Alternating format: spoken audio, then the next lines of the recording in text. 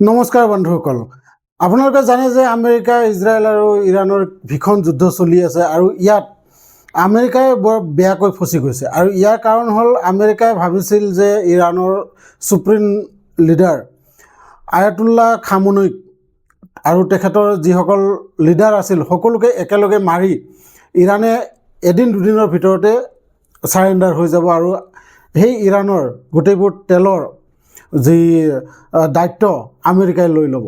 কিন্তু ইয়াৰ ওলোটাটোহে হ'ল আজি 15-16 দিন ধৰি যুদ্ধ চলিয়ে আছে আৰু ইৰাণে কৈছে যে আমি মৰি যাম তথাপিও হাৰ নামানো। আৰু ইয়েই আমেৰিকাক এটা বিপদৰ সন্মুখীনত পেলাইছে, কাৰণ গোটেই দেশতে চাইনা, ভাৰত আৰু ৰাছিয়াৰ বাদে প্ৰায় দেশতে তেলৰ গেছৰ যিটো কম এক্সপোৰ্ট এইটো দেখা পোৱা গৈছে। কাৰণ ইৰাণে তেখেতসকলৰ যিটো হাৰ্মুজ ষ্টেট, এই ষ্টেটেৰে অহা যিবোৰ জাহাজ আছে গোটেইবোৰ তাতে বন্ধ কৰি থৈ দিছে। আৰু এতিয়া ইৰাণে জানিবলৈ দিছে যে যিসকলক তেল লাগে, আগতে তেলৰ যিবোৰ লেনদেন আছিলে ইয়াত ডলাৰত হৈছিল, কিন্তু এতিয়া ইৰাণে কৈছে যে তেল যদি লাগে তেতিয়াহ'লে চাইনাৰ টকাৰ ব্যৱহাৰ কৰিব লাগিব। এতিয়া চাওক, আমেৰিকাই এটা ছুপাৰ পাৱাৰ কেলে আমেৰিকাক কোৱা হয়। আমেৰিকাই যিমানবোৰ মিডিল ইষ্টত সৰু সৰু দেশ আছে আৰু সেই দেশবোৰত মিডিল ইষ্টত প্ৰায়ে দেশতেই তেলৰ শোধনাগাৰ আছে, তেলৰ ভৰপূৰ তেল পোৱা যায়।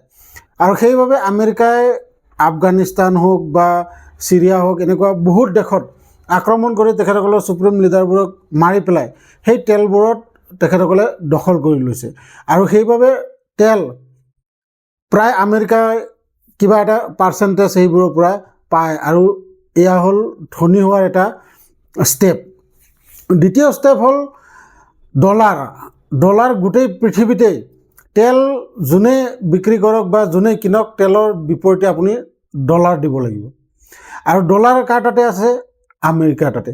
সেইবাবে আমেৰিকাৰ যিটো ডলাৰৰ মূল্য, আপোনাৰ যদি পইচা আছে তেনেহ'লে আপুনি সেই পইচাটো ডলাৰত কনভাৰ্ট কৰিব লাগিব। আৰু ডলাৰ আপোনাৰ পইচাতকৈ ডলাৰ খুব কম পোৱা যায়। আপোনাৰ যদি 100 টকা, বৰ্তমানে $1 চলি আছে 92-93 টকা এনেকুৱা। এটা সময়ত সেই $1 50 টকা আছিল, কিন্তু আজি আমাৰ মোদীৰ কৃপাত এই ডলাৰৰ সংখ্যা হৈ গৈছে 92।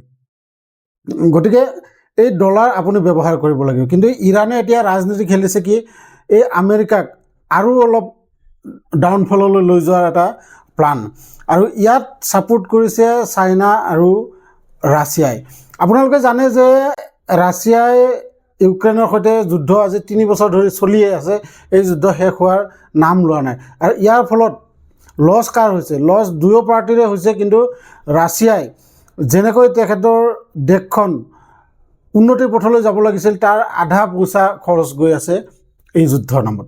ঠিক তেনেকৈ ইৰাণেও এনেকুৱা এটা চাল খেলিছে যে এই যুদ্ধখন যিমানেই দীঘল হ'ব আমেৰিকা সিমানেই দুৰ্বল হ'ব।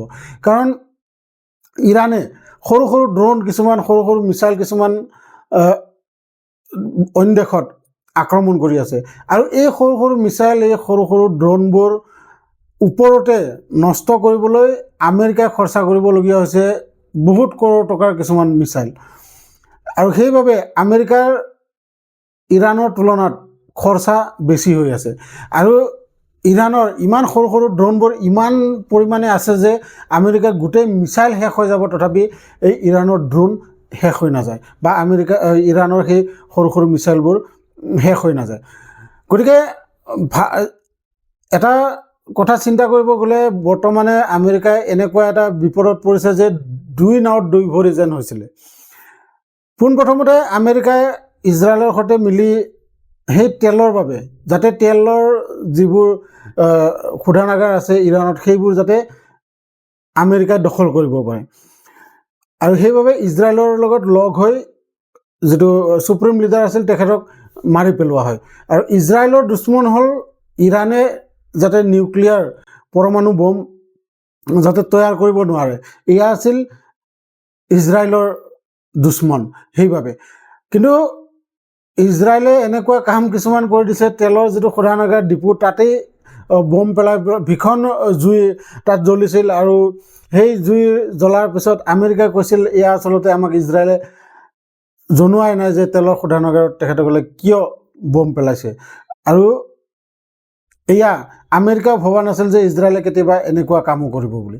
কিন্তু যিয়ে নহওক যুদ্ধখন চলিয়েই আছে, আৰু এয়া এমাহ দুমাহলৈকে চলিব। আৰু এতিয়া আমেৰিকাই ৰাস্তা বিচাৰি আছে যে কেনেকৈ ইৰাণক 6 ফায়াৰ কৰিব পাৰি, ছাৰেণ্ডাৰ কৰাব পাৰি। কিন্তু ইৰাণে কৈছে যে 6 ফায়াৰ এইবাৰ এনেকৈ নহয়, লিখিত হিচাপে আমেৰিকাই দিব লাগিব, আৰু ইয়াত বহুত ধৰণৰ চৰ্ত তেখেতসকলে জনায় যে এইবোৰ চৰ্ত মানিলেহে আমি ছাৰেণ্ডাৰ কৰিম। গতিকে এই যুদ্ধ আৰু বহুত দীঘল হ'ব, আৰু ইয়াৰ বিষয়ে আপোনালোকে নিউজত পায়ে থাকিব। মই আপোনালোকক যিটো বেছিক ডিটেইলছ, এই যুদ্ধখন কেলৈ আৰম্ভ হৈছে আৰু কেতিয়ালৈ শেষ হ'ব, আৰু ইয়াত কাৰ বেছি ক্ষতি হৈ আছে, এয়া জনাবলৈ এই ভিডিঅ'টো বনোৱা হৈছে। আপোনালোকে যদি ভিডিঅ'টো চাই ভাল লাগিছে তেনেহ'লে চেনেলটো ছাবস্ক্ৰাইব কৰি ল'ব, আৰু লগতে লগৰ মানুহবোৰৰ লগত এই ভিডিঅ'টো শ্বেয়াৰো কৰিব। লগ পাম এনেকুৱাই এটা ইণ্টাৰেষ্টিং ভিডিঅ' লৈ নেক্সট ভিডিঅ'ত। তেতিয়ালৈকে ধন্যবাদ।